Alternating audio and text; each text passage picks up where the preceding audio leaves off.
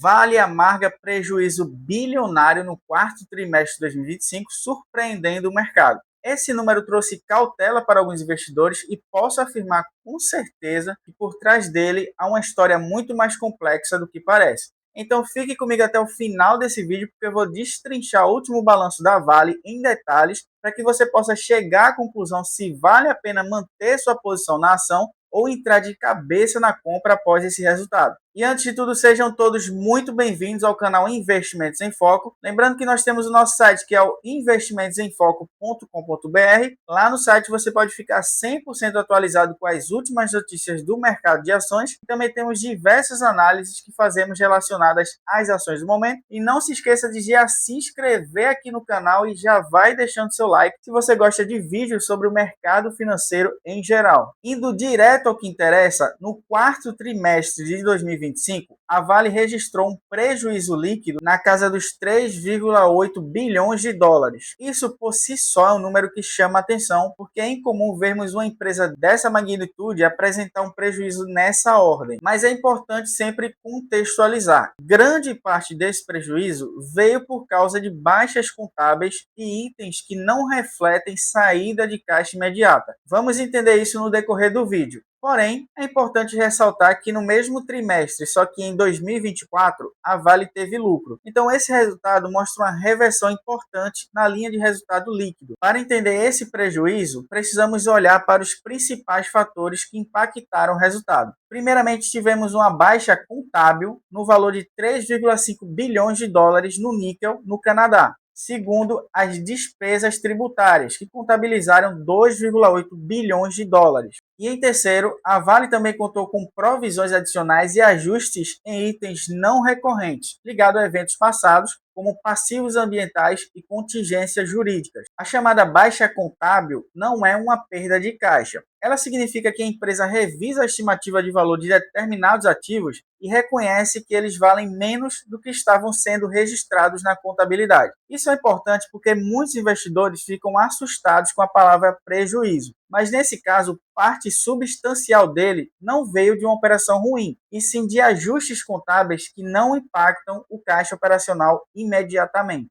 Agora vamos aprofundar um pouco mais nos números. Apesar do prejuízo contábil, por outro lado, os resultados operacionais foram bem fortes. A receita líquida totalizou aproximadamente 11,1 bilhões de dólares no trimestre, um crescimento de aproximadamente 9% na comparação anual. Além disso, o EBITDA chegou à casa dos 4,8 bilhões de dólares, o que acaba refletindo a maior contribuição da divisão de metais básicos, preços mais elevados no cobre. Ou seja, quando olhamos para o desempenho operacional, e quando eu falo desempenho operacional, eu estou falando da receita e geração de caixa antes dos juros, impostos, depreciação e amortização, a empresa continua robusta. Esse tipo de leitura é fundamental porque mostra que a operação principal ainda está gerando caixa. Um ponto que vale a pena chamar a atenção é para a produção tanto do minério de ferro quanto dos metais, que segundo a Vale manteve níveis consistentes, com destaque principal para o minério de ferro, que chegou a alcançar patamares ainda mais elevados. Além disso, a produção e venda do cobre também sustentaram volumes relevantes, com o preço do cobre tendo uma valorização de mais de 20% na comparação anual. Esse conjunto de dados sugere que, operacionalmente, a Vale continua eficiente e competitiva, mesmo em um ambiente de commodities volátil.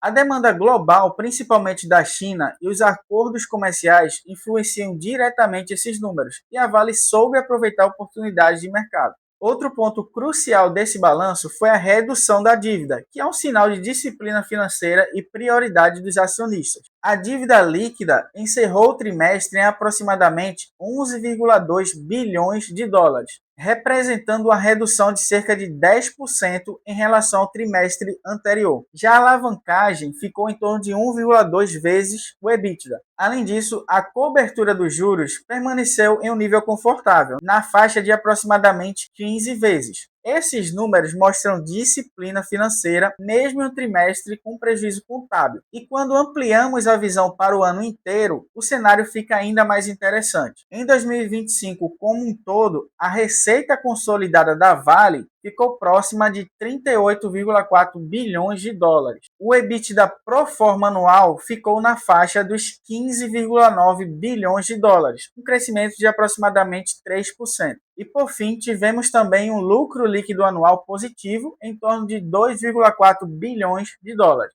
Ou seja, apesar do prejuízo inegável no quarto trimestre de 2025, o ano como um todo foi lucrativo. Isso reforça que o problema foi pontual e concentrado em efeitos específicos no trimestre. Outro ponto que merece destaque aqui no vídeo é o fato da Vale ter cumprido todos os seus guidances de 2025. Para quem não sabe, guidance é a projeção que a própria empresa apresenta ao mercado sobre produção, custos, despesas e investimentos. Cumprir guidance significa que a Vale acaba reforçando a sua credibilidade. E a credibilidade é algo que o mercado valoriza no longo prazo. Esse tipo de consistência dá confiança aos analistas e reafirma a capacidade da empresa em seguir a sua estratégia de remuneração ao seu investidor, mesmo diante de resultados contábeis adversos em um único trimestre. E agora falando da reação do mercado, o mercado costuma reagir primeiro ao número grande, ou seja, o prejuízo. Mas analistas experientes olham além da linha final. Sem dúvida, eles vão analisar o EBITDA,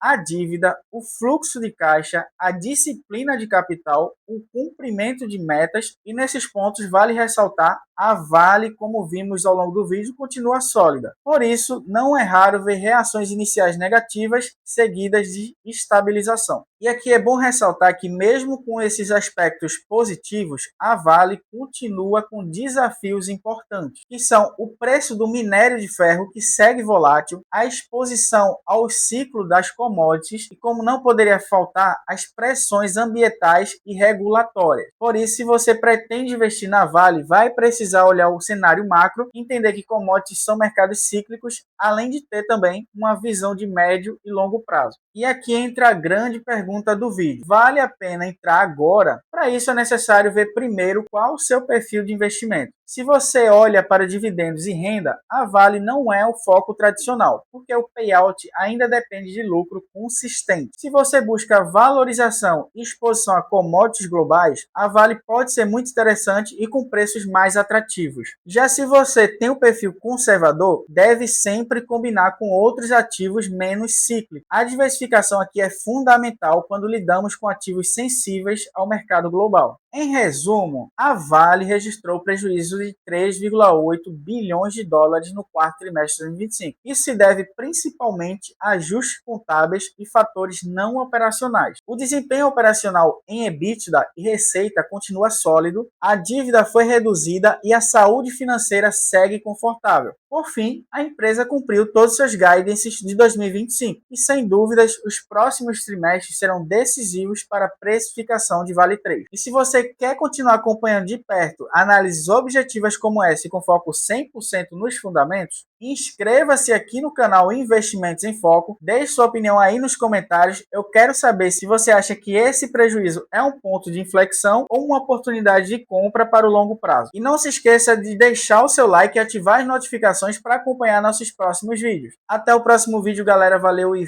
fui!